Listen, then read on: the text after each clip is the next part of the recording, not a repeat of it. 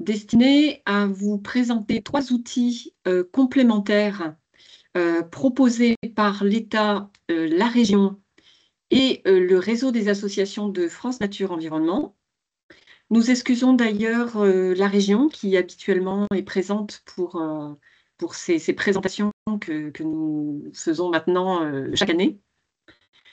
Le temps sera partagé en 4 parties. En gros, 1/4 d'heure, 20 minutes sur les atlas de biodiversité communale, puis un quart d'heure sur les inventaires de biodiversité communale, ensuite sur les territoires engagés pour la nature et un temps, bien sûr, de questions-réponses pour terminer ce webinaire. Donc, je vais commencer par vous présenter les atlas de biodiversité communale.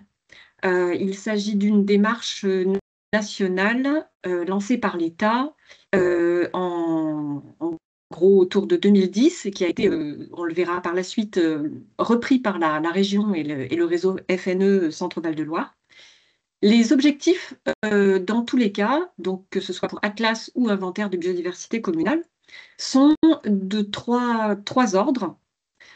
D'une part, un objectif de connaissance, donc acquisition de connaissances, de données sur le patrimoine faune, flore, le patrimoine biologique de la collectivité. Ensuite, un objectif de mobilisation et de sensibilisation des habitants du territoire et des acteurs, ainsi bien sûr que des élus et de tous les partenaires qui peuvent travailler sur le projet. Et enfin, l'objectif est aussi le passage à l'action, et donc la valorisation de toutes ces données pour la réalisation de cartes, de rapports et l'élaboration d'un plan d'action, phase importante de l'ABC.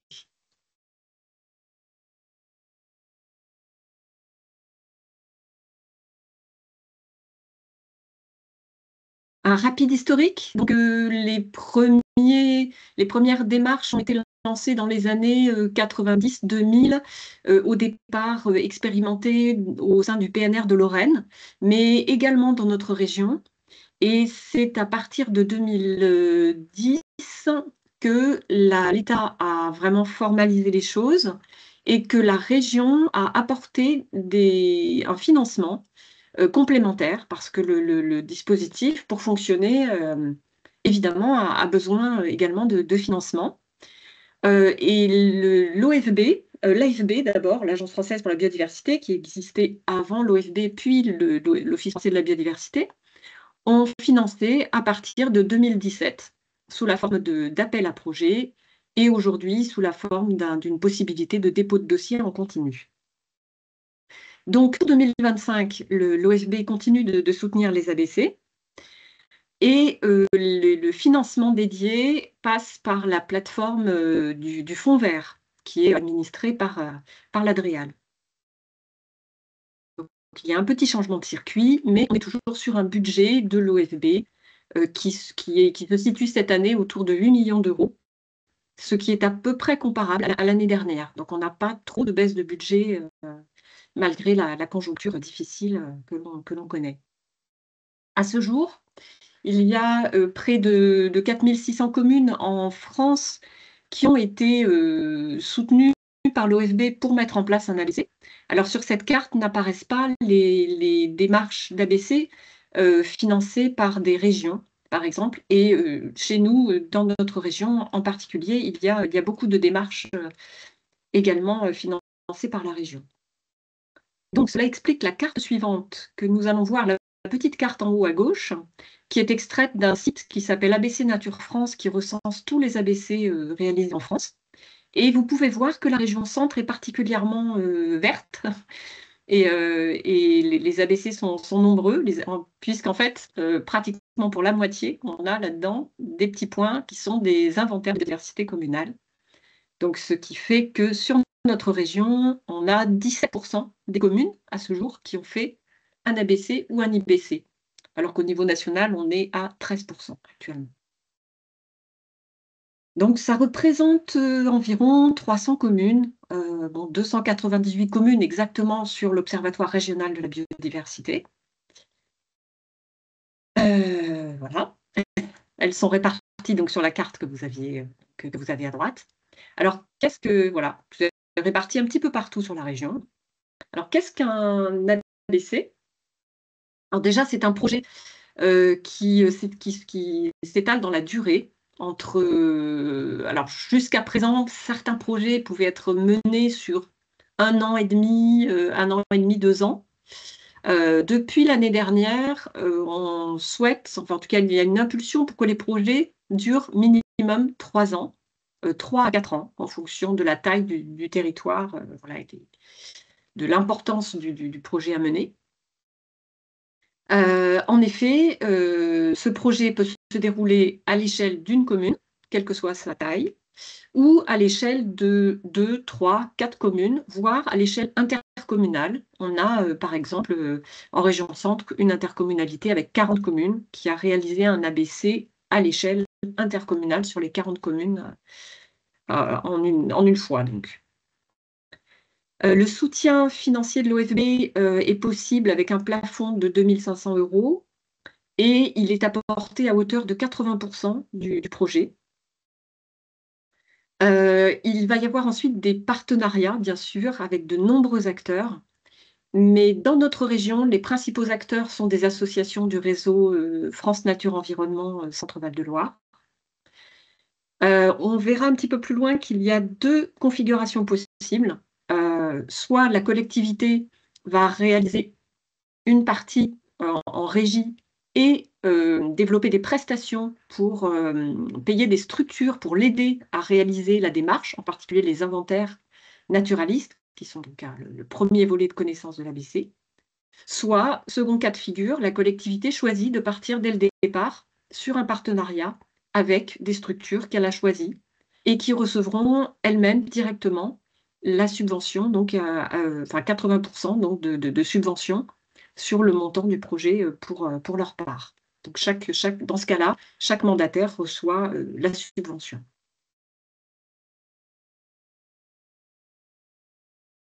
Alors pourquoi faire un ABC? Alors déjà, c'est l'opportunité pour une collectivité de mettre en place un diagnostic, de l'état du patrimoine biologique sur le territoire qui va être financé à 80 % par l'État, avec des cofinancements possibles, par, les régions, les collectivités locales, donc régions, départements, qui permettent d'aller au-delà des 80 %. Mais en général, on souhaite quand même qu'il y ait une part d'autofinancement de la part des collectivités. Pour les associations, par contre, bien sûr, ça peut être un financement totalement, pris en charge par l'État, la région, des départements, voilà, des mécénats éventuellement. Voilà, ça peut être bien sûr, pris en charge, en totalité pour les associations qui participent donc à ces ABC. Donc ça permet aussi de structurer une stratégie locale pour la biodiversité, surtout lorsque on l'articule avec le 3e outil dont on va vous parler aujourd'hui, qui est Territoire engagé pour la nature. Voilà, de manière à lancer une, démarche dans le temps, heu, avec un plan d'action. Donc et voilà, 3e volet des ABC. Ensuite, alors pourquoi faire un ABC? Bah, pour, aussi, marquer l'articulation avec toutes les politiques en cours et toutes les politiques publiques, notamment autour de la sobriété foncière, du ZAN par exemple, autour également du développement des énergies renouvelables. Bon, tout ça nécessite de penser vraiment l'aménagement du territoire sans oublier la présence d'habitats et d'espèces, d'intérêt patrimonial à enjeu. Et donc le fait de savoir où ils sont permet d'anticiper et de voir vraiment en amont si des études d'impact sont nécessaires, quels vont être leurs coûts, et cetera. Et donc d'éviter de faire des bêtises en fait aussi, et de se lancer dans des projets qui parfois peuvent avoir un coût, important parce qu'on n'aura pas vu, la présence d'un patrimoine biologique, important et intéressant pour la collectivité. Et puis ça permet aussi bien sûr de favoriser le dialogue social, de changer le regard des habitants, le volet mobilisation, également permet de sensibiliser l'ensemble des acteurs et de réfléchir à l'adaptation du territoire, à la restauration des milieux naturels, de façon, également à valoriser le potentiel biologique du territoire. Voilà, en gros, les objectifs, les étapes. Donc, c'est tout d'abord de faire l'inventaire de ce que l'on sait sur le connaissance, de ce que l'on sait sur le territoire, donc de l'inventaire des connaissances, puis d'établir un plan de prospection à partir de ces données, pour éviter d'aller sur des sites que l'on connaît déjà, et donc savoir où est-ce qu'on va envoyer les naturalistes et les chercheurs, donc effectuer les inventaires. Ce plan de prospection, il va aussi dépendre bien sûr des objectifs qu'on s'est fixés et également des groupes taxonomiques, enfin les espèces et les habitats sur lesquels on va faire porter particulièrement l'attention. Ensuite, les étapes, évidemment, bon, ça va être la réalisation de ces inventaires, ça va être la constitution ensuite de cartes, de synthèses, de documents, de rapports à partir de toutes ces données collectées, et rapports qui vont être ensuite mis à disposition des élus.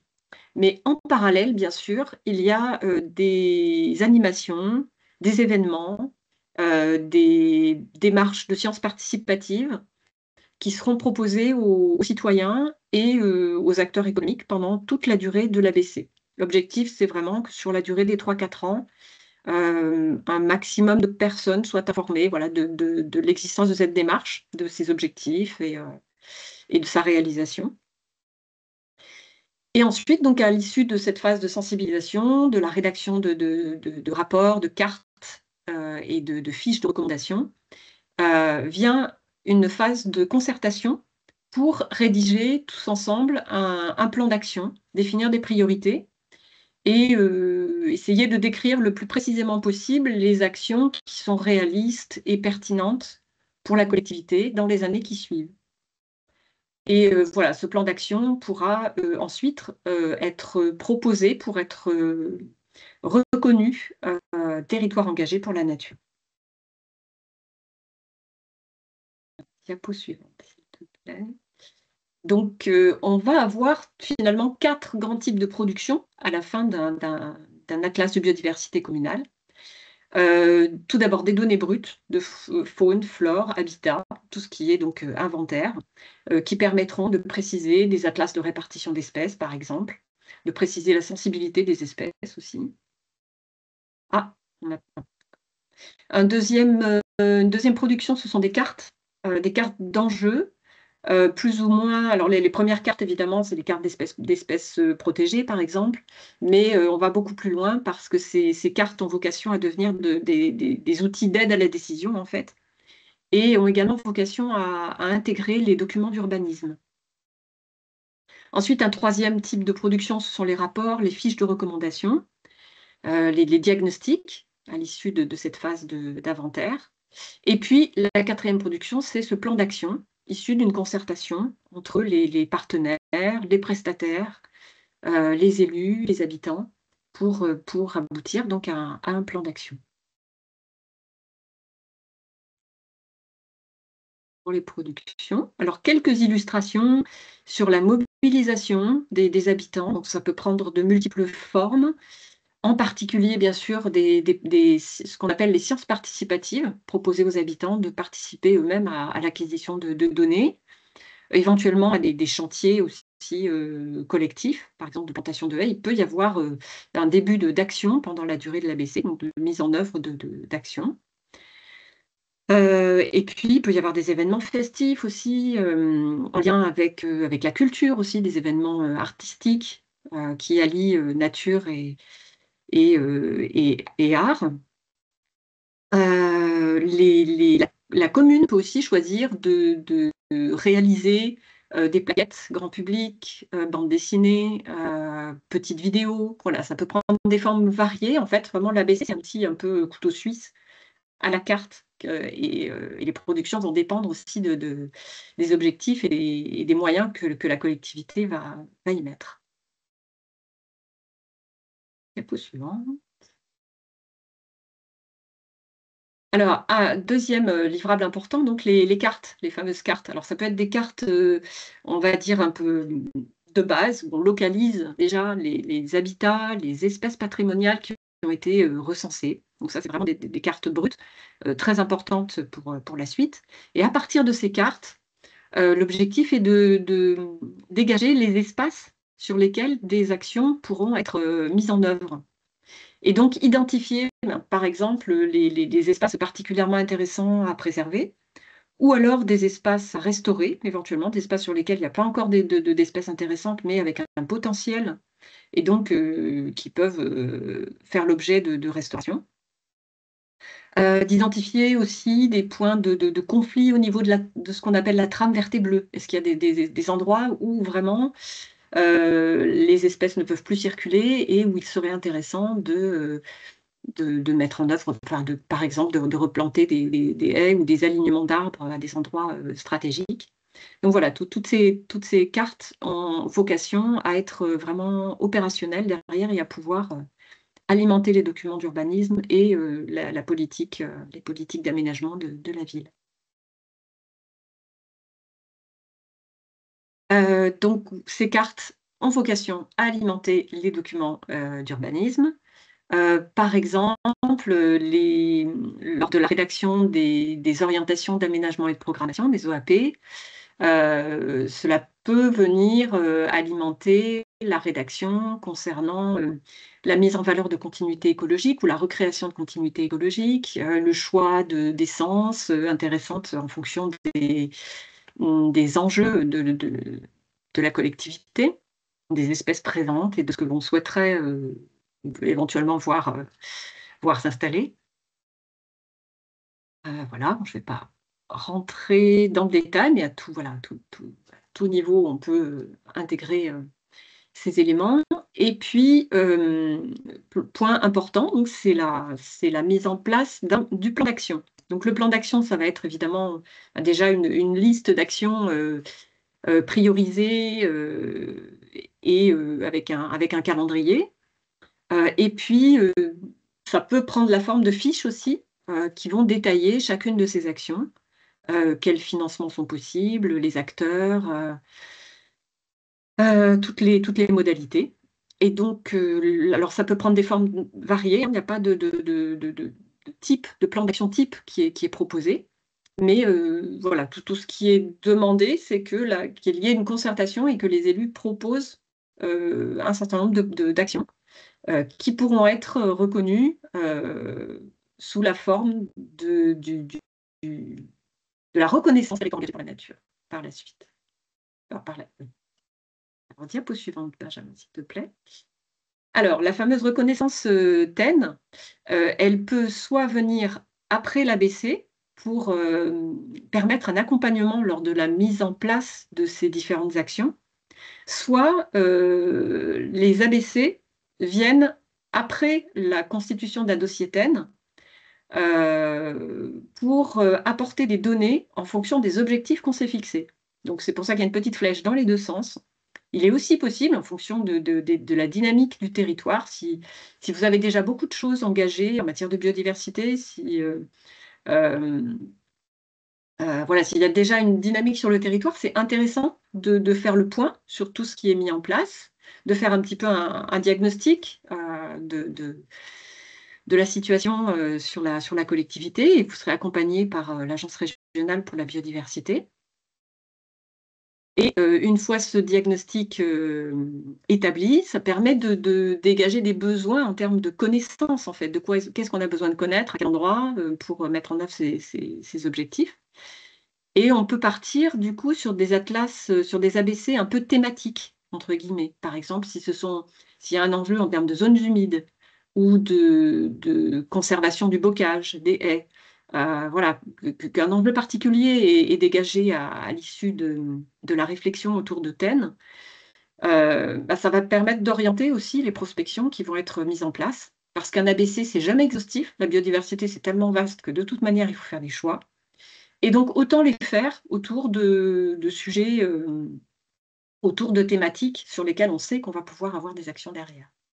Donc, il peut être aussi tout à fait pertinent de commencer par TEN et d'aller ensuite sur un ABC.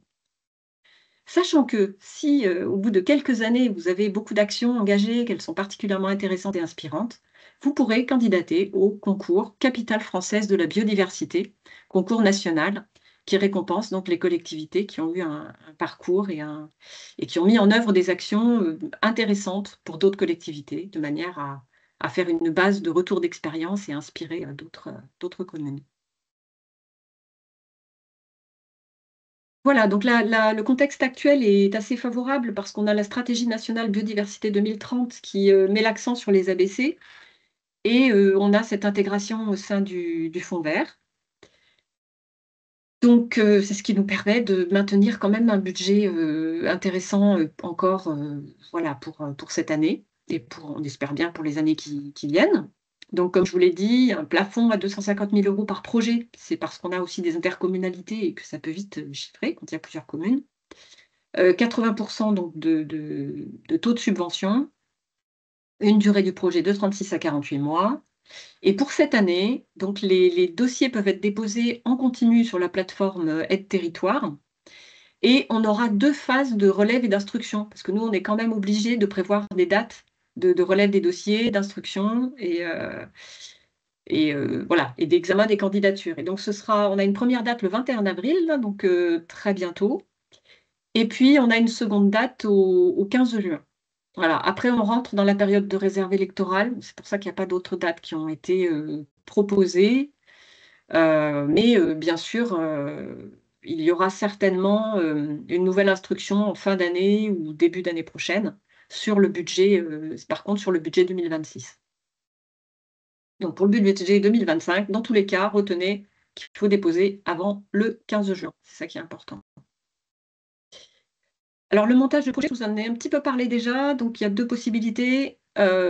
Soit la prestation, c'est-à-dire que la collectivité reçoit la subvention et elle va ensuite payer des prestataires pour toutes les tâches qu'elle ne peut pas réaliser elle-même. Il est aussi possible de recruter spécifiquement pour l'ABC, ça rentre dans les dépenses éligibles. Et puis l'autre cas de figure, c'est un projet en partenariat avec une ou plusieurs structures, notamment de France Nature Environnement, Centre-Val de Loire. Et dans tous les cas, les 2 pièces maîtresses de votre dossier, ça sera une fiche projet dans laquelle vous expliquez pourquoi vous voulez vous lancer dans un ABC, enfin quels sont un petit peu les enjeux du territoire, ou si au contraire, vous souhaitez faire le point sur la situation et voir quelles sont les thématiques qui pourraient être intéressantes. Et puis bien sûr, une fiche financière dans laquelle sera détaillée les subventions demandées et les besoins donc financiers liés au projet. Donc vous aurez le diaporama qui sera à disposition avec les liens, en particulier vers Aide Territoire. Pensez à vous poser donc les bonnes questions, l'échelle de travail, commune, intercommunalité, les objectifs, l'historique du territoire, est-ce qu'il y a déjà d'autres politiques en cours, les documents d'urbanisme, est-ce qu'ils sont bientôt en révision ou est-ce que, justement, ça peut être le bon moment, ou alors si c'est déjà terminé, si la révision est déjà terminée, bon, d'autres actions bien sûr sont possibles, hein, c'est pas indispensable, mais c'est un volet important. Voilà, et puis quelles sont les capacités aussi, quelles sont les compétences de la collectivité en termes humains, financiers et aussi en termes de compétences, en termes de modalités d'action possibles, quoi, hein. Est-ce que vous pouvez travailler, je ne sais pas, sur l'éclairage, est-ce qu'il y a du foncier, euh, etc. Voilà, et en termes de ressources, alors d'une part, on a un peu la petite bible des ABC qui est le guide méthodologique qui est disponible en téléchargement sur internet. Ça, c'est vraiment dans ce guide toutes les recommandations qui sont faites pour la mise en place du projet. Le plus souvent, c'est des recommandations, hein, c'est rarement des éléments obligatoires. On est vraiment sur un guide. Et puis, sur le site professionnel usb.fr, il y a aussi tout un tas de ressources qui sont plus des documents types, des types de rapports, des choses comme ça. Voilà, il doit rester 1 ou 2 diapos et j'ai terminé. Pardon d'avoir été peut-être un petit peu longue. Donc il y a le site DataBC dont je vous ai déjà parlé, diapo suivante et puis c'est tout. Voilà. Merci de votre attention. Désolée d'avoir été un peu longue. Je passe la main donc à Daphné pour vous parler des inventaires de biodiversité communale. spécificité de notre région. Bonjour à toutes et à tous. Donc, je suis Daphné Marquez, coordinatrice biodiversité à France Nature Environnement Centre Val-de-Loire et je coordonne avec nos associations le développement des inventaires de la biodiversité communale qui est, comme l'a dit Marine à l'instant, une spécificité sur le territoire français. Il n'y a que notre région qui a pu mettre en place un financement dédié par le Conseil régional pour réaliser ces inventaires. Donc, je rebalaye très rapidement l'historique. Comme l'a dit Marine, les ABC se sont lancés en 2010. On a trouvé cette démarche très intéressante, en tout cas au sein de notre réseau, mais on s'est rendu compte qu'il n'y avait que trop peu à notre goût d'ABC lancés en région. Il n'y en a eu que 3 et pendant très longtemps, il n'y en a pas eu d'autres. Donc, on s'est rapproché du conseil régional pour pouvoir travailler avec eux sur un cahier des charges IBC qui permettrait d'avoir la même philosophie que l'ABC, mais de pouvoir avoir un financement complémentaire. On a d'ailleurs pu se faire financer dans un premier temps dès 2012 via la stratégie régionale biodiversité du Conseil régional. Et puis ensuite, il y a eu un fléchage vers les contrats régionaux de solidarité territoriale, donc les CRST. Et ces CRST ont permis donc le financement des IBC dès 2014. Comme l'a montré Marine, le cahier des charges ABC est très complet et a évolué au fil du temps. Et donc, on a monté un groupe de travail avec le Conseil régional, l'OFB, l'Agence régionale biodiversité et donc FNE Centre Val-de-Loire pour travailler à l'évolution du cahier des charges des IBC qui datait un petit peu et qui est en cours de validation. Donc, ce que je vais vous présenter par la suite, ce sera une présentation des objectifs et du cahier des charges actuel avec les évolutions à valider très prochainement qui pourront être validées en cours d'année 2025. Donc, les objectifs sont finalement les mêmes que l'ABC, puisque c'est vraiment la même philosophie. Donc, on a la partie amélioration des connaissances du patrimoine naturel communal, ce qu'on conserve bien évidemment dans la nouvelle mouture, la sensibilisation et la mobilisation des élus et des citoyens, donc sur la connaissance, la préservation de la biodiversité et la valorisation du territoire communal et de ses spécificités. Et puis, on passe plutôt d'une partie de volonté de fournir des informations à la commune pour qu'elle puisse par la suite les prendre en main et les appliquer pour mettre en place des actions, à vraiment l'établissement, comme pour l'ABC, d'un rapport avec un plan d'action priorisé avec la commune, avec une concertation partagée des différents partenaires du projet pour lancer une dynamique qui permette d'améliorer la biodiversité du territoire communal. Le format, on passe d'un format initialement cadré sur 45 jours à plutôt, on a étoffé un petit peu à 50 à 60 jours. L'idée, c'est de pallier aussi à quel moment le dossier va être signé. Parce que quand on se retrouve dans des signatures qui sont à l'automne, l'automne, l'hiver, on peut initier les premiers inventaires assez rapidement et commencer dès le début de la bonne saison d'inventaire. Mais quand les discussions se font dans un temps un peu en décalé, on se retrouve avec une problématique de ne pas pouvoir avoir suffisamment de temps, on va dire, pour pouvoir inventorier toutes les espèces qu'on souhaiterait au bon moment. Donc, on a spécifié donc 2 saisons consécutives propices aux inventaires. Et donc, l'idée, c'est d'avoir une fourchette de jours qui puisse permettre une adaptation au contexte local, aux spécificités de la commune, par rapport à sa superficie, par rapport aux diversités de milieux présents, par rapport à la connaissance initiale de la structure accompagnatrice sur la biodiversité du territoire, les acteurs en présence, les groupes d'espèces à prioriser. Et puis, on a aussi, dans le format de l'IBC, fait une évolution, comme je disais, sur les rendus. C'est-à-dire que le rapport a été revu et le plan d'action aussi a été revu avec les associations pour pouvoir aboutir. L'objectif principal, c'est vraiment que la commune ait tous les outils pour vraiment lancer les choses et agir dès la fin de l'IBC. Et donc voilà, aide à l'initiation de premières actions post-IBC. Pour ce qui est des différentes étapes clés de l'inventaire, je vais vous les détailler. Donc là, on parlait de la gouvernance. En premier lieu, c'est vraiment après la validation en conseil municipal de l'intérêt de la commune de se lancer dans un IBC, l'idée, une petite nouveauté, c'est vraiment de signer une convention entre la structure accompagnatrice et la collectivité pour vraiment cadrer plus en détail les actions de chacun et de pouvoir identifier les secteurs qui vont être inventoriés, de se répartir les tâches et que la collectivité puisse s'investir dans la communication sur l'IBC pour une meilleure implication de tous les publics ciblés dans le programme, pour qu'il y ait vraiment possibilité d'aller inventorier un maximum de sites d'intérêt vis-à-vis des enjeux de biodiversité de la commune. Donc, il y aura un temps d'échange aussi qui est prévu pour présenter le dispositif TEN, dont Benjamin va revenir juste après, donc je ne m'étale pas là-dessus. Mais bon, l'idée, c'est vraiment que si le TEN n'a pas déjà été initié avant l'IBC, c'est vraiment de collecter un maximum d'informations dans le plan d'action qui puisse ensuite servir à déployer TEN sur le territoire communal.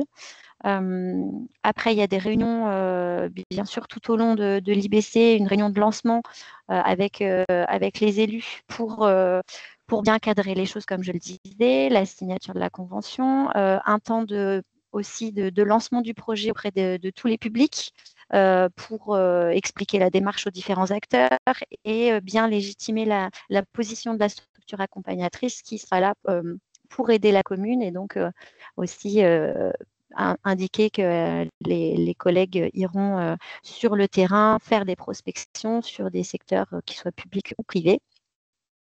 Et puis ensuite, la présentation donc, des fiches actions et du rapport en lui-même pour discuter du plan d'action avec les élus, pour faire des priorisations par rapport à toutes ces actions et permettre d'avoir un rendu final pour les élus et les agents techniques qui leur permettent ensuite d'agir concrètement.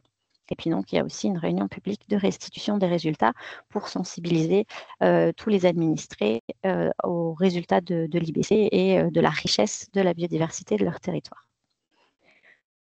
Ensuite, c'est donc la phase d'inventaire de terrain. Dans la phase d'inventaire, on parle bien sûr de l'étude bibliographique préalable pour savoir, comme le disait Marine, quelles sont les connaissances qu'on a sur le territoire, où est-ce qu'il faut aller prospecter plus en profondeur pour améliorer ses connaissances.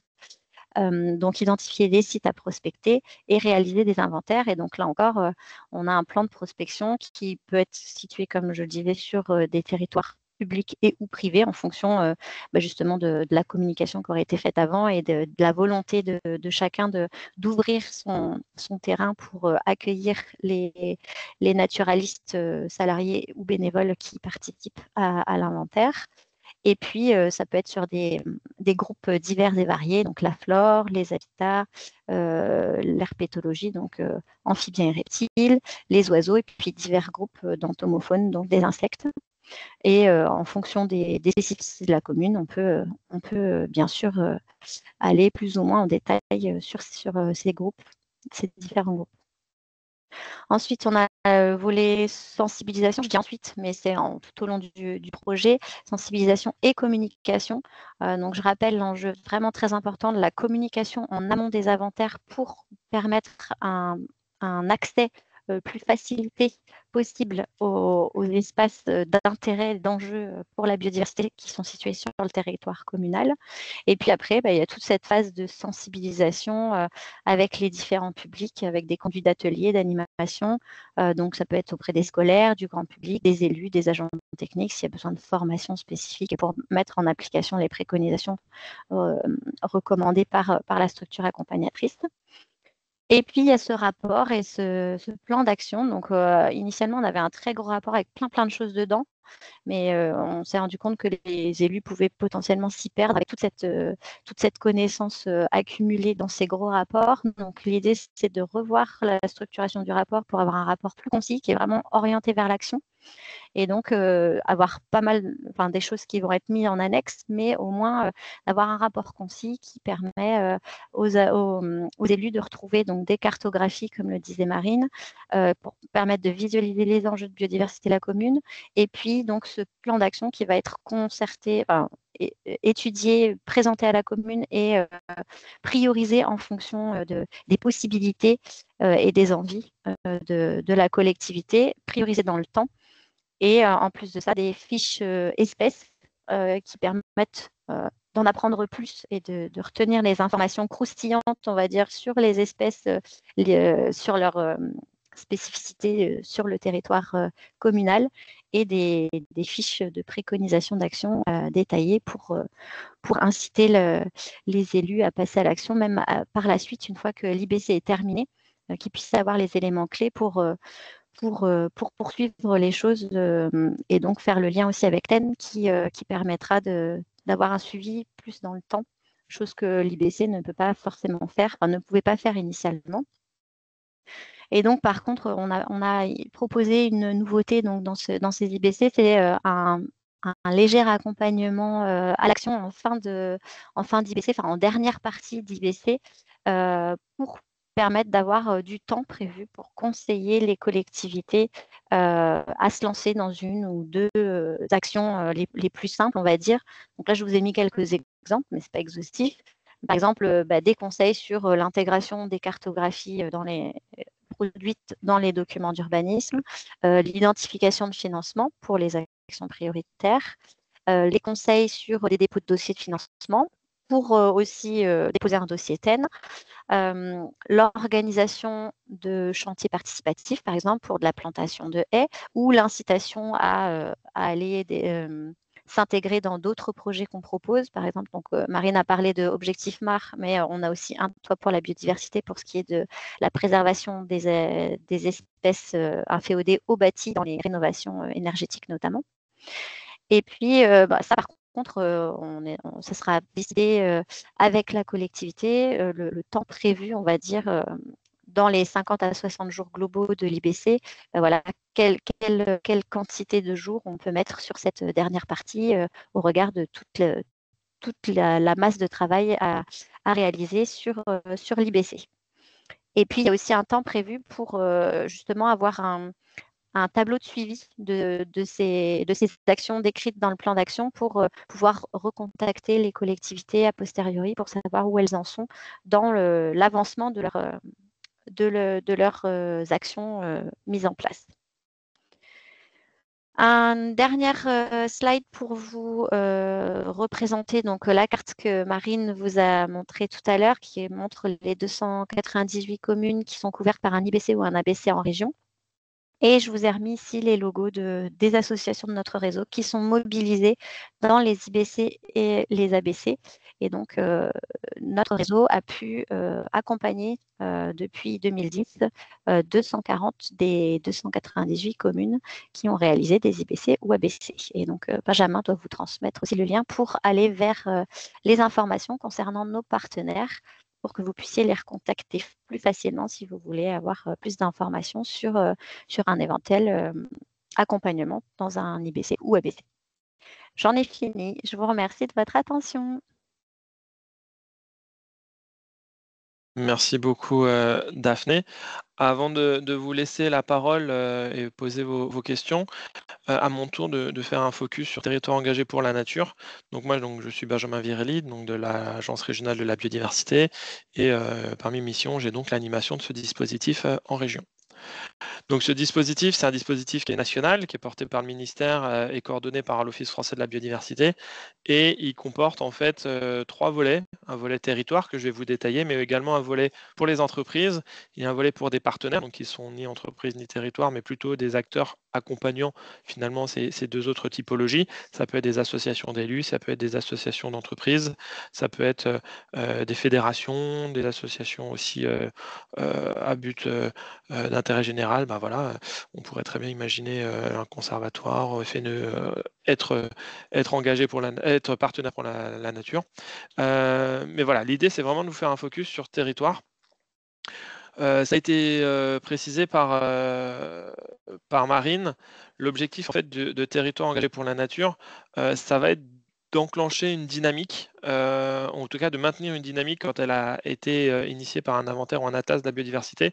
Mais comme elle l'a précisé aussi, on peut tout à fait envisager comme première action dans un engagement territoire engagé pour la nature de réaliser son inventaire ou son atlas de biodiversité communale. Donc les choses sont assez fluides.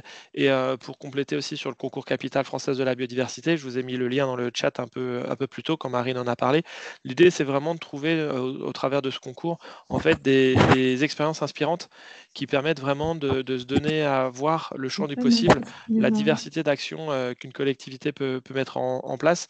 Et ça peut être aussi l'occasion de se valoriser aussi auprès du national, auprès d'autres collectivités. Et ça peut permettre aussi de légitimer une démarche engagée sur son territoire. Donc, territoire engagé pour la nature, on l'a dit à plusieurs reprises, c'est faire émerger, reconnaître et valoriser des projets de territoire. On cherche vraiment à accompagner, à mobiliser les collectivités pour agir concrètement. Ce n'est pas une autre stratégie qui va alimenter un placard, c'est vraiment passer à l'action et se donner finalement un pas de temps de 3 ans pour mettre en œuvre des réalisations concrètes. Et on est dans une démarche d'amélioration continue et de progrès. On ne va pas chercher une exemplarité immédiate, évidemment, on essaye juste de faire mieux et d'accompagner à ce que les collectivités fassent mieux en termes de biodiversité. L'idée, c'est de favoriser l'approche transversale, c'est-à-dire on va regarder l'ensemble des champs de compétences de la collectivité, on va voir comment sur chacune de ces compétences, la collectivité peut améliorer sa prise en compte de la biodiversité. On a parlé par exemple de l'éclairage public, on a parlé de la gestion de l'eau pluviale, les documents d'urbain. Finalement, on va essayer de sortir la biodiversité du champ exclusivement espace vert ou espace naturel pour l'intégrer, y compris, pourquoi pas, dans des travaux de rénovation énergétique des bâtiments publics, voir comment on maintient finalement la biodiversité sur ce bâti. Et l'idée, c'est vraiment de favoriser la mise en cohérence de l'ensemble des politiques publiques, à la fois des outils techniques ou des outils financiers, pour que cette biodiversité qui est on va dire compétence transversale, soit vraiment le mieux intégrée possible dans les projets de la collectivité qui rejoint le dispositif. C'est un dispositif national, on le disait, on a bientôt dépassé les 750 collectivités reconnues. C'est ouvert quasiment dans toutes les régions aujourd'hui en France et également outre-mer. Mais par contre, la mise en œuvre est régionalisée, donc on peut avoir des spécificités dans chaque région. Et ce que je vais vous présenter par la suite, c'est vraiment les spécificités Centre-Val de Loire. La mise en œuvre régionale est pilotée par un collectif dont vous voyez les différents membres sur la diapositive. On va retrouver évidemment l'OFB au travers de sa direction régionale, mais également la région, l'Adréal. On va retrouver les 2 agences de l'eau. On a les 2 départements du Cher et de Eure-et-Loir qui participent aussi à cette gouvernance. Ce sont les 2 départements qui sont membres de l'agence qu'on a souhaité associer à cette démarche. Et on a également le CEREMA qui nous apporte un appui technique dans ce programme. Et l'animation est donc portée par l'Agence régionale de la biodiversité. Et nous visons en Centre-Val de Loire uniquement les communes et les intercommunalités. Les parcs, les syndicats mixtes, les PETR ne sont pas forcément cibles pour nous parce qu'on a considéré collectivement que c'était plutôt des acteurs qui accompagnent les communes ou les intercommunalités dans leurs actions, d'où ce choix. Mais il faut savoir que dans d'autres régions, les choix ont été différents. Parfois, les parcs naturels régionaux sont éligibles. Parfois, les syndicats mixtes ou les syndicats de rivière peuvent l'être aussi. Encore une fois, ce n'est pas le cas chez nous, mais ça n'empêche pas de travailler ensemble pour accompagner les communes de ces territoires ou les intercos.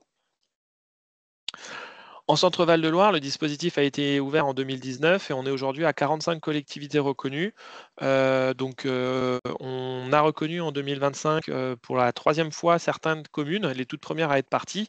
Et donc sur l'ensemble de ces années 2019-2025, on a une seule collectivité qui a quitté le dispositif, notamment pour des raisons finalement d'organisation interne suite à on va dire des réorganisations à la fois politiques et techniques. Mais on a une vraie continuité, c'est-à-dire que quand on s'engage dans le territoire engagé pour la nature, c'est vraiment, en tout cas pour l'instant, une volonté de poursuivre cette dynamique, de trouver de nouvelles actions, de trouver finalement cet accompagnement sur le temps long pour pouvoir toujours, encore une fois, progresser. Et comme vous pouvez le voir, on a aussi une répartition sur quasiment l'ensemble de la région. On va avoir des communes rurales de petite taille. On a la plus petite qui fait 90 habitants, la plus grosse commune fait 130 000 habitants, et on a des intercommunalités aussi qui se sont intégrés, enfin, qui ont rejoint le dispositif, avec notamment un volet fort d'animation auprès de leurs communes membres sur les enjeux de biodiversité. Je reviendrai un peu plus tard sur les différentes actions possibles. Donc pourquoi s'engager? Pourquoi une collectivité, on incite vraiment à nous rejoindre dans ce dispositif? C'est cette structuration de l'action. Aujourd'hui, beaucoup interviennent sur des opportunités en termes de biodiversité, soit parce qu'il y a une maîtrise foncière, soit parce qu'il y a un projet qui est porté, il y a un contact pris avec une association et ça découle sur un projet opérationnel. Mais c'est souvent du one shot, c'est aussi parfois pas l'action prioritaire au regard des enjeux du territoire, mais c'est celle qui apparaît la plus facile à mener. Et l'idée, c'est vraiment en fait de permettre au travers du dépôt de dossier notamment, qui est en lui-même rien un premier accompagnement, c'est juste de mettre tout le monde autour de la table, aussi bien les élus et les services des élus, pas forcément que les élus porteurs de la thématique biodiversité ou environnement, mais y compris les autres élus. Je le répète encore une fois, l'objectif, c'est vraiment d'avoir une vision très transversale de la biodiversité, et c'est aussi prendre le temps du recul par rapport à son quotidien pour justement essayer d'apporter cette cohérence sur la prise en compte de la biodiversité dans l'ensemble des actions peut porter la collectivité. L'idée, c'est pas forcément de révolutionner des actions ou des projets qui sont prévus, mais c'est plutôt de regarder ce qui est prévu et regarder comment ces actions peuvent intégrer au mieux la biodiversité pour en réduire l'impact et pour surtout, pourquoi pas, en favoriser et développer cette biodiversité au travers des projets portés par la collectivité. L'un des, on va dire, autre intérêt pour les collectivités qui candidatent, c'est surtout d'avoir un interlocuteur au sein de l'ARB pour ne pas rester seul ou bloqué par des difficultés lorsqu'ils portent leurs actions. C'est vraiment le réflexe à avoir de pouvoir appeler, donc en l'occurrence m'appeler moi, pour essayer d'obtenir voilà, une aide, une mise en réseau, trouver des bons financeurs par rapport à son projet, aussi avoir un regard nouveau extérieur sur le projet. L'idée, c'est aussi que, au travers de l'accompagnement des collectivités qu'on mène à l'agence, on peut aussi essayer de prendre ce pas de côté qui permet de, de voir différemment l'action et de proposer justement un nouvel angle pour essayer de ne pas rester bloqué, encore une fois, ne pas rester seul face aux difficultés rencontrées, mais de pouvoir les surpasser plus facilement. Le club des engagés, c'est aussi maintenant voilà, 45 collectivités qui se réunissent pour partager leurs expériences. C'est vraiment des temps forts assez appréciés de pouvoir vraiment discuter sur les difficultés rencontrées, surtout sur les leviers utilisés, les sources de financement, les petites pépites aussi qui permettent de se redonner un peu de motivation dans un climat un peu morose en ce moment, de se dire, voilà, on n'a pas besoin de 1000 et des 100 pour agir. Parfois, c'est juste fait d'opportunités, de briques de broc ou de contacts. Et l'idée, c'est vraiment de favoriser ce club et cette dynamique-là avec les collectivités qui s'engagent. Donc, c'est 2 à 3 quand on y arrive événements en présentiel par an, plus d'autres temps d'échange qui peuvent se proposer aussi en dématérialisé. Mais l'idée, c'est de faire vivre voilà, cette communauté pour avancer ensemble et surtout que l'expérience des uns puisse bénéficier aux autres. Évidemment, c'est de la valorisation, hein, vous l'avez compris. L'objectif, c'est aussi de se servir de ce pool de collectivités qui ont fait le choix de structurer leur action, de mettre en place des choses. Souvent, dans ces 45, certaines n'ont pas attendu d'être TEN pour pouvoir aussi avoir des actions. Et donc, l'idée, c'est vraiment de pouvoir leur donner la parole dans les différents temps qu'on organise au sein de l'agence ou au travers aussi du Biodiv Tour. Donc, le Biodiv Tour, j'espère que vous le connaissez tous. Donc, on est sur des visites thématiques entre collectivités pour finalement se donner à voir le champ du possible de collectivité à collectivité, où donc, nous, au niveau de l'agence, on a sélectionné donc, des retours d'expérience principalement chez Deten, et on facilite en fait la mise en relation pour aller voir ce que font les uns les autres.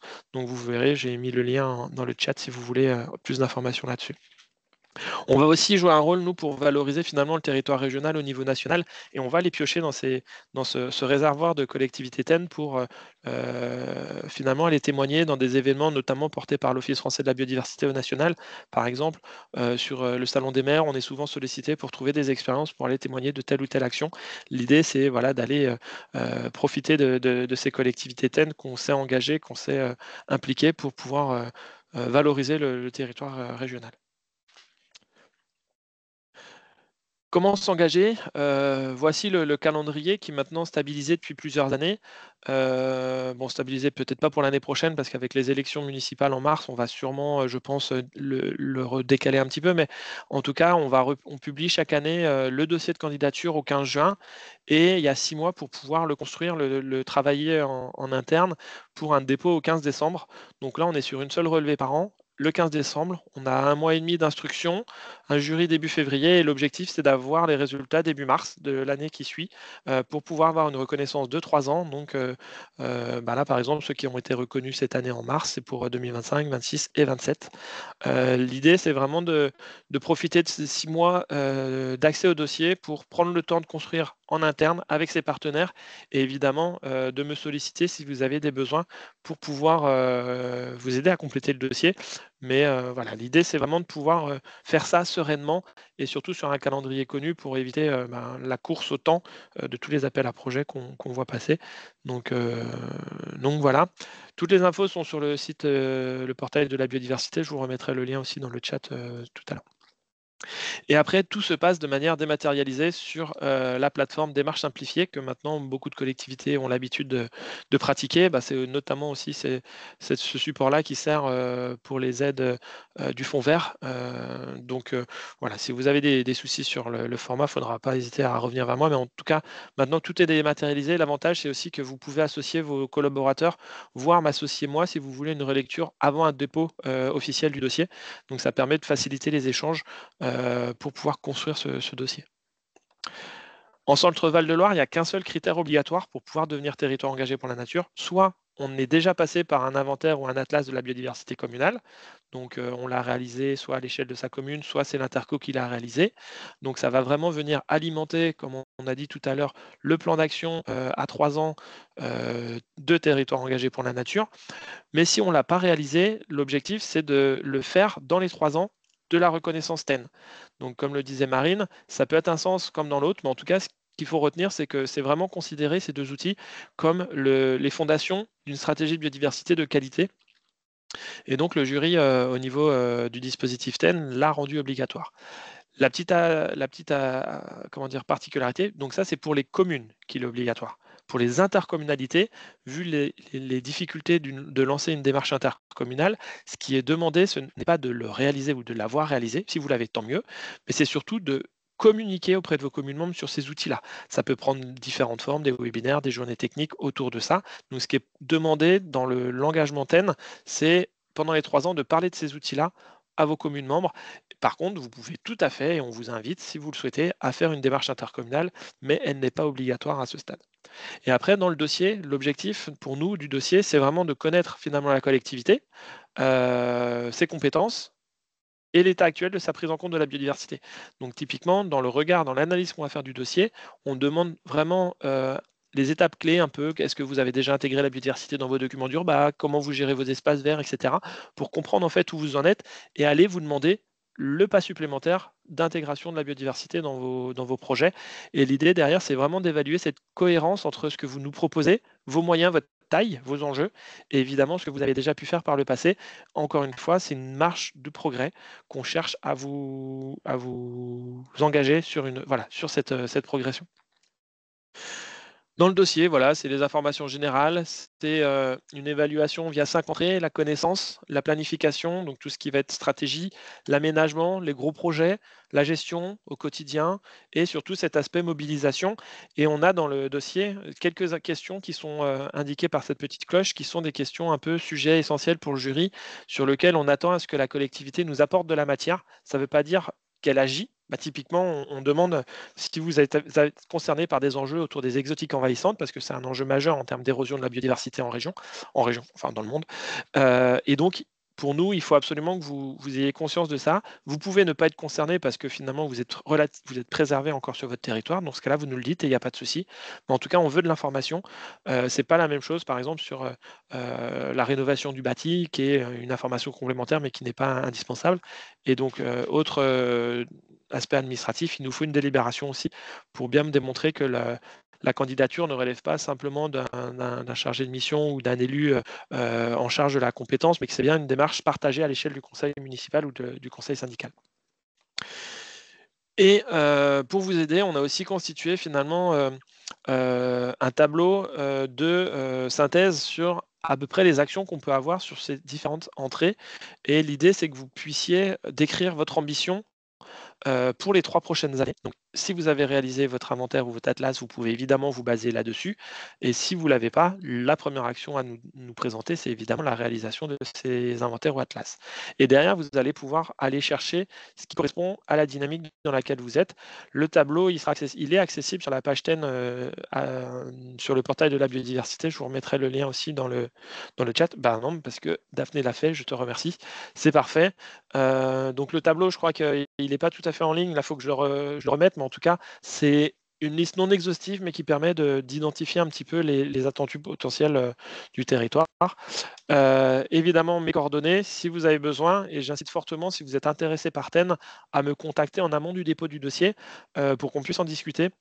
Parce que l'idée, c'est pas que vous engagiez dans la construction d'un dossier sans forcément en comprendre parfaitement les attentes.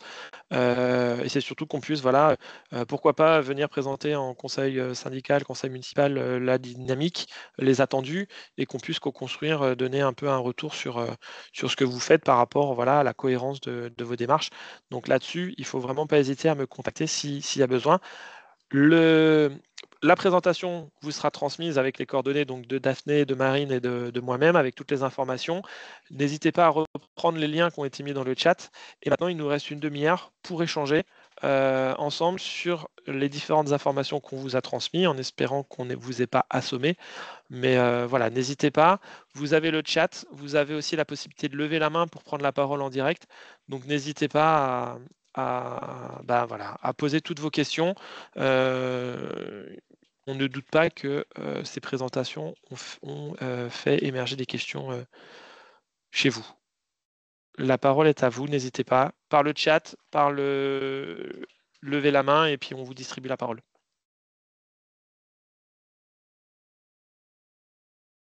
N'hésitez pas à ouvrir votre caméra, votre micro quand vous voulez prendre la parole.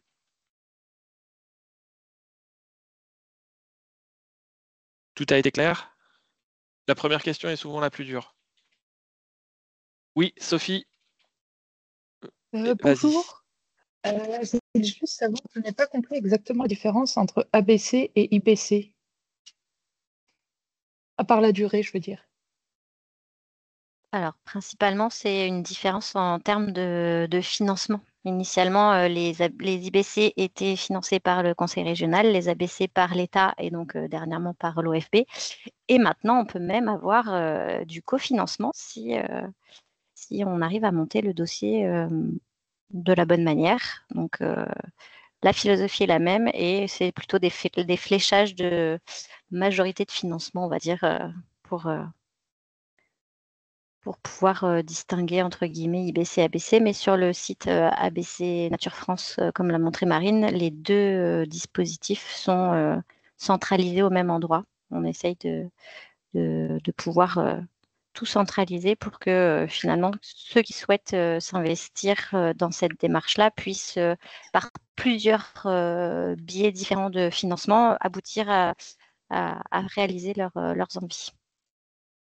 C'est vraiment Merci. important de comprendre cette notion-là, c'est qu'on est dans la même philosophie et le plus simple, c'est de vous rapprocher quand même de vos partenaires locaux qui, selon les disponibilités aussi de crédit, le calendrier notamment ABC ou les disponibilités CRST, vont vous aider à orienter vers l'un, vers l'autre ou vers les deux en complémentarité. Et effectivement, on peut aller sur un financement à 100% avec du CRST et des ABC, avec un complément, pourquoi pas 20% restant après les 80% abaissés par le CRST selon encore une fois, les financements restants dans les contrats. Mais ça peut aussi être du 50%, 50-50 en fonction des discussions du montage financier. Donc là, l'idée, c'est vraiment de vous rapprocher de vos partenaires locaux, y compris de la structure porteuse du CRST, pour discuter avec eux des crédits restants, qui vont associer évidemment le conseil régional pour faire valider tout ça ensemble.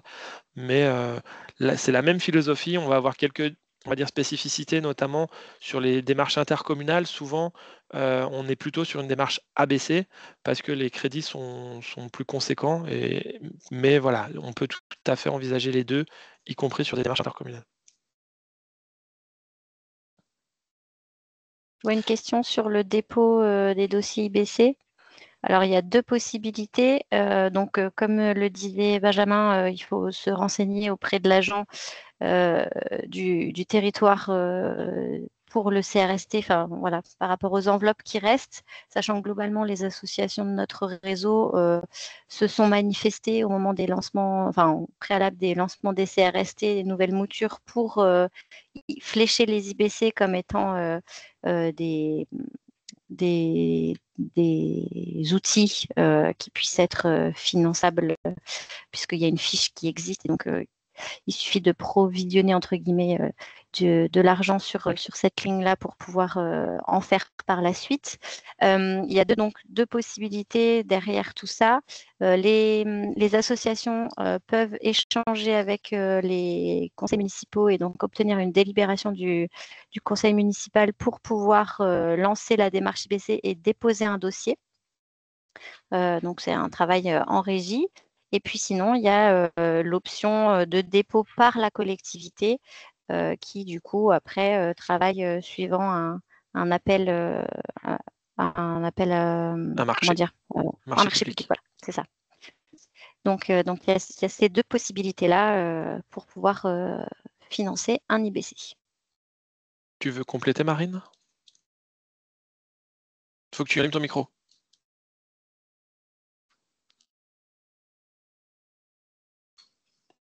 Oui, pour répondre à la question d'Aurélie, dans le cas d'un ABC, le CRST peut-il financer le complément des 20%? Donc oui, tout à fait. Et c'est particulièrement intéressant lorsque l'on part sur un partenariat et que les associations ne toucheront que 80% du financement OFB. Donc elles peuvent tout à fait demander un complément par le CRST pour pouvoir être financées et partir sur cette option de partenariat qui finalement pour les collectivités est la plus intéressante parce que ça permet vraiment d'avoir un dossier abouti, de réfléchir en amont à toutes les dimensions du projet, quoi. C'était tout. Enfin, si ça Merci. répond à la question. Il y a une autre question autour des démarches intercommunales et de savoir qui était l'interco qui a lancé sa démarche avec une quarantaine de communes. Donc, il s'agit de l'agglomération de Blois Aglopolis. Je pense que c'était à elle que tu faisais allusion, Marine. Donc dans ce cadre-là, c'est vraiment une démarche intercommunale avec l'ensemble des communes où a été travaillé un plan de prospection, etc. On a des démarches aussi un peu différentes où en fait l'interco va lancer des démarches d'inventaire ou d'atlas communaux, mais c'est l'intercommunalité qui va coordonner le déroulé de ces démarches. Donc on a par exemple l'agglomération, enfin la métropole d'Orléans qui a réalisé sur 6 ou 7 ans l'ensemble de ces inventaires ou atlas communaux. Donc c'est voilà, le portage intercommunal. On a une communauté de communes aussi en Touraine qui en fait porte des dossiers pour une partie de son territoire. Donc ils ont lancé 4 communes l'année dernière, ils vont relancer 4 nouvelles communes l'année prochaine. C'est aussi possible de faire des démarches, on va dire, découpées de cette manière-là. Donc voilà, l'idée c'est vraiment que vous puissiez voilà, vous rapprocher des partenaires en local pour ça. Et je pense qu'il y a une question pour toi, Daphné, sur partenaire. Est-ce que c'est un consortium? Après, ça peut prendre. C'est sûr que c'est pour moi ou c'est pas pour l'ABC, justement? C'est En tout peut-être. cas, Ouais. au sein de notre réseau, il y a maintenant une démarche de complémentarité, on va dire, des spécificités des associations, puisqu'il y en a certaines qui se sont spécialisées, je pense à la LPO sur les oiseaux et les chauves-souris, alors que, enfin, je parle en Touraine parce qu'il y a quand même beaucoup de structures différentes. Et puis, en Touraine, il y a quand même pas mal de choses qui se font, notamment en réponse aux ABC, d'avoir, alors, sous quel format? Il me semble que c'est un consortium, mais je sais, Marine, peut-être que tu auras plus d'informations sur la manière dont ça se concrétise administrativement parlant. Mais en tout cas, il y a diverses structures qui sont fléchées comme étant des prestataires, on va dire, pour réaliser telle ou telle partie des inventaires, telle ou telle partie des animations. Oui, en fait, je ne sais pas exactement ce que, enfin, ce que recouvre le terme de consortium au niveau juridique, enfin si ça a une Oui, signification moi non plus. particulière. Tout ce que je sais, c'est que pour répondre à certains appels d'offres, à certains marchés, plusieurs structures se réunissent en consortium, enfin, du coup, pour présenter un projet commun à la collectivité et répondre au marché, en fait, en un seul bloc, avec une répartition entre chaque association, se répartit une partie du travail. Ça peut être avec des bureaux d'études, d'ailleurs, aussi, c'est souvent le cas aussi, en complément. Sachant qu'il y a une Voilà. structure Et finalement qui est l'interlocuteur principal dans ce consortium avec la collectivité, mais que du coup, après, le travail se répartit en fonction des spécificités de chacun. ouais, tout à fait. Et après, je ne sais plus si on utilise ce terme-là lorsque on a plusieurs mandataires, en fait, dans le cadre d'un partenariat au niveau de l'ABC.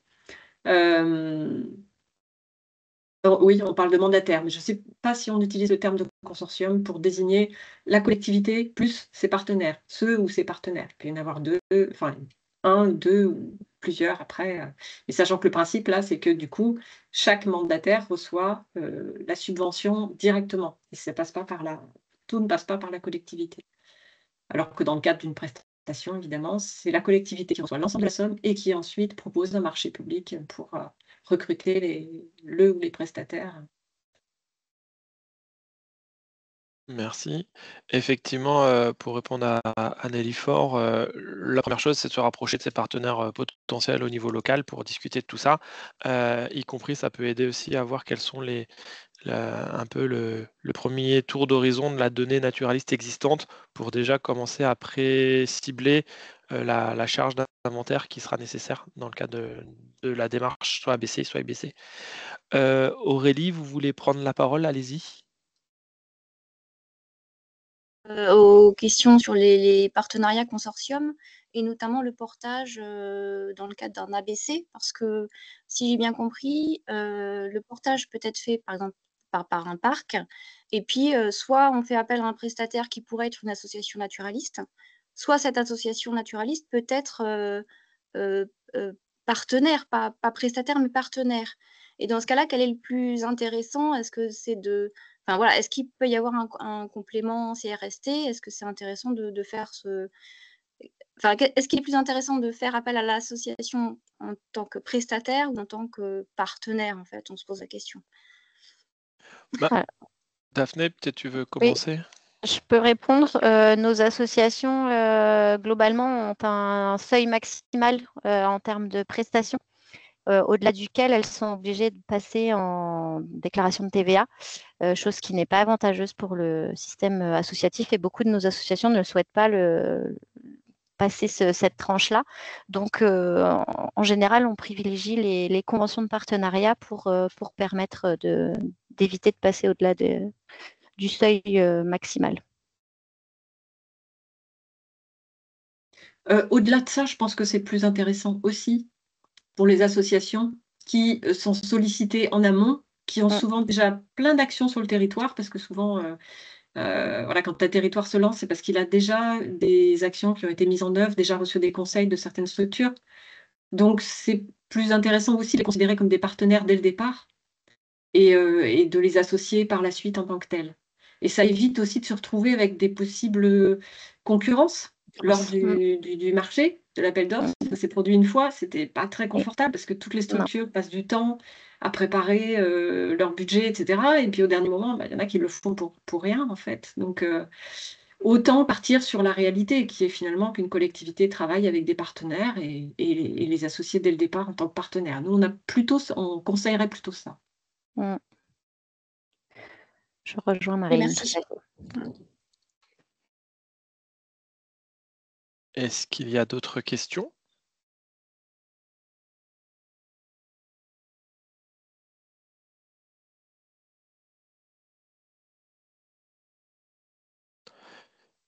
Oui, Mylène. Oui, Vas-y. bonjour. J'ai pris connaissance du coup de la cartographie et puis dans le cadre du suivi des CRST que l'on a sur le département de l'Eure-et-Loire, on voit qu'il y a quand même certaines zones qui sont pas encore couvertes par par des IBC ou des ABC. On a souvent échangé sur le sujet avec la principale association naturaliste qui réalise ce genre de travaux sur le département, donc à Loire Nature. Et en fait, ils nous le disent, eux, qui sont en capacité au niveau de leurs ETP de mener plus d'IBC qui ne le font déjà. Donc, il y a, selon moi, on est confronté peut-être par rapport à l'offre qui est proposée je parle pour mon département parce que c'est celui que je connais. Je sais pas comment on peut en fait inciter au développement de ce type de démarche. On ne sait pas trop vers qui se tourner, hormis cette association en fait. Donc, il y a peut-être un travail à mener de ce côté-là.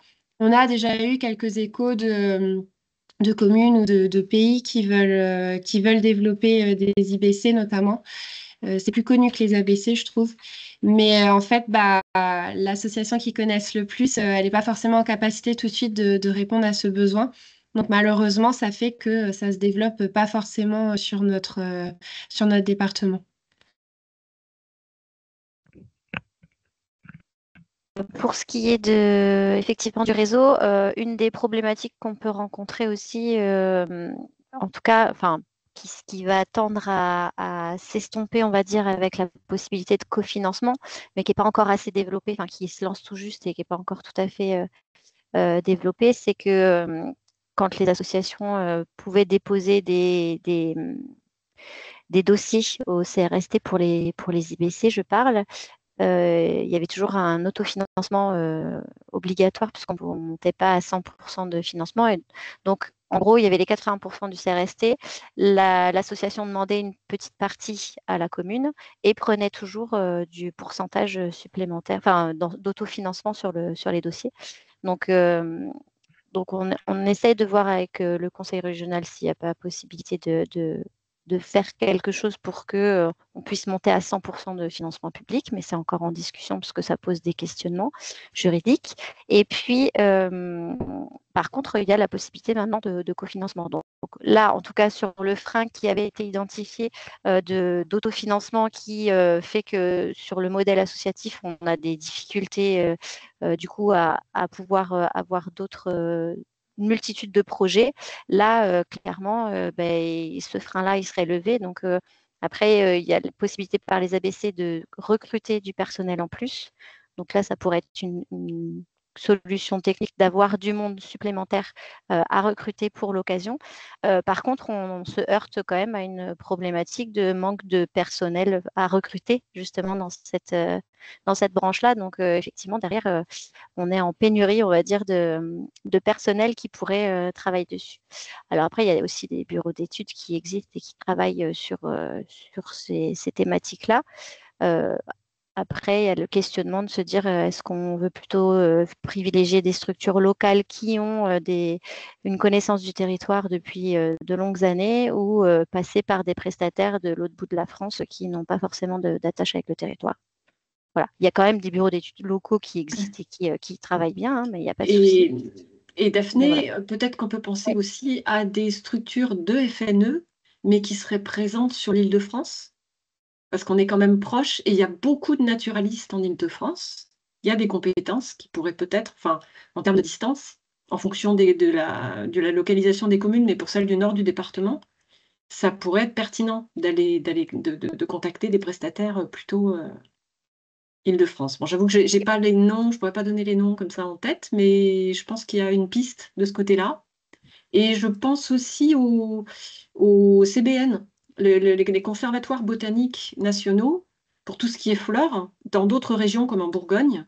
Le CBN participe à des inventaires flore sur des ABC et s'associe aux structures naturalistes. Donc, comme dans notre région, on sait que l'Eure-et-Loire est un département qui n'est pas très bien pourvu en termes d'associations et de compétences, on pourrait solliciter aussi le CBN pour voir s'ils auraient la possibilité d'aller sur l'Eure-et-Loire.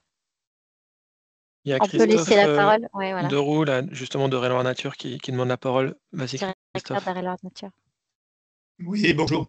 Eh bien, écoutez, moi, ce que je vous engage, c'est à nous contacter parce que, en fait, il y avait des crédits de CRST qui étaient disponibles. Je les ai proposés à certaines communes qui qui ont refusé. Donc, pour l'instant, nous avons encore des possibilités de faire des IBC ou des ABC. Hein. Donc là, récemment, je crois qu'il y a trois communes qui ont eu des budgets pour réaliser des ABC. Mais bon, nous pouvons encore en réaliser quelques-uns. Alors bien sûr, il ne s'agit pas de réaliser 30 ou pour une agglo réaliser en 2 ans 30 ABC, mais nous avons encore la possibilité d'en réaliser quelques-uns cette année. Donc, Voilà, et pour les il y 2 a ou plus de 3 liste années. d'attente alors. Il n'y a plus de liste d'attente. Il n'y a pas de Parce liste que d'attente. non, Aujourd'hui, je c'était suis... ce que vous nous aviez indiqué il y a quelque temps, donc c'est pour ça Oui, mais que.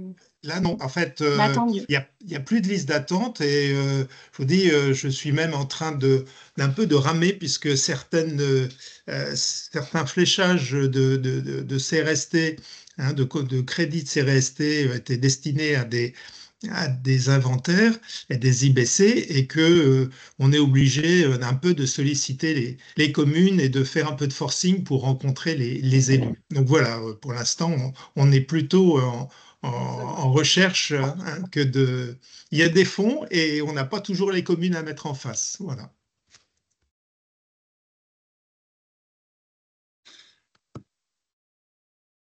Merci pour ce complément. Donc, vous l'aurez noté, c'est aussi tout l'objet de ce webinaire, c'est de faire émerger de nouveaux projets et d'accompagner justement au montage financier au travers des outils qui existent. Donc le CRST côté IBC et région et l'ABC avec les 2 dates de relevé qui sont prévues pour 2025. Mais voilà, quoi qu'il arrive, de toute façon, même si les financements ou les calendriers correspondent pas pour cette année, ça n'empêche pas d'anticiper, de créer, de signer pour un démarrage l'année prochaine. Donc enfin l'année prochaine ou en tout cas, la saison d'après, on va dire ça comme ça. Donc il faut vraiment pas hésiter à prendre le temps de rencontrer vos contacts au niveau local pour pouvoir, discuter de tout ça, prendre le temps de construire aussi et voilà. Marie, Et tu veux, juste avant, un petit complément, c'est que ça bouge tout le temps. Donc, une réponse qui a été faite il y a 6 mois peut, comme on le voit là, évoluer dans le temps très rapidement. Donc, il ne faut pas hésiter à revenir régulièrement vers les structures qui peuvent vous accompagner pour savoir où elles en sont dans leur planning. Oui, moi Oula. J'avais juste une question par rapport aux 80% des financements OFB. Est-ce qu'on a de la visibilité sur 2026? Ou là, on est vraiment que sur 2025? Là, on n'est que sur 2025. Ok, parce qu'il On faut qu'on fasse attention au n'a pas de discours. C'est pour ça. visibilité pour 2026. Ok. On sait qu'on aura un budget, c'est sûr, mais on n'a pas de visibilité sur le montant. c'est ce que j'allais dire aujourd'hui, les ABC sont quand même inscrits dans la stratégie nationale biodiversité, ce que tu rappelais Marine, donc on sait qu'il y a une forme de pérennisation de l'outil. Par contre, les enveloppes sont discutées chaque année et c'est là-dessus qu'on a, on va dire, une inconnue, mais on sait qu'en tout cas, on aura une possibilité chaque année. Après, ça sera à discuter aux fonctions de l'enveloppe. Donc, souvent, les projets de début d'année auront quand même plus de chances de passer que ceux qui émergent en fin d'année. Mais s'ils émergent en fin d'année, on peut tout à fait les reporter de 6 mois pour qu'ils passent au budget d'après. Donc, on a quand même cette visibilité de se dire que le dispositif jusqu'en 2030, ou en tout cas aux prochaines élections présidentielles, devrait quand même être encore là. Donc, on peut, voilà. De ce côté-là, on peut avoir un peu de confiance, mais effectivement, les enveloppes restent encore un peu inconnues et on a bien vu le débat budgétaire de début d'année qui peut être compliqué. Oui. C'est intéressant effectivement de le savoir parce que côté région, on va rentrer. Il y a des nouveaux contrats là qui sont en train d'être élaborés partout en région, notamment en Eure-et-Loire. Effectivement, c'est bien qu'on ait une visibilité aussi sur ces cofinancements et peut-être qu'on partage entre nous pour pouvoir anticiper, étant donné qu'on va devoir flécher une part encore plus importante de crédit sur la biodiversité dans ces futurs contrats. Aucun souci pour plus de partage. Après, c'est vrai que si je reprends l'exemple de cette année, les discussions budgétaires ont fait que les informations sont arrivées très tardivement. Donc, ça n'aide pas. On est dépendant là du national, mais en tout cas, entre nous, on pourra tout à fait échanger les infos dès qu'on les a, sans aucun problème, Mylène.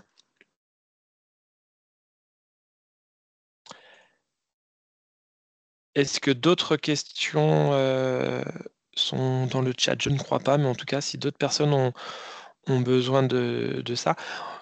Quoi qu'il arrive, le webinaire est enregistré, la présentation sera mise à disposition également avec les coordonnées donc, de Marine, de Daphné et de moi.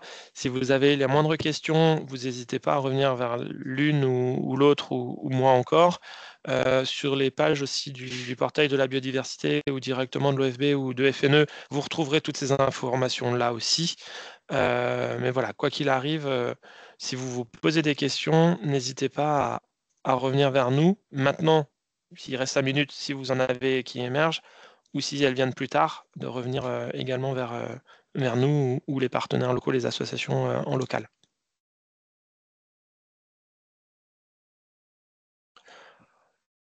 Bon, bah, s'il n'y a pas plus de questions, on va pouvoir finir légèrement en avance de 5 minutes, donc c'est parfait.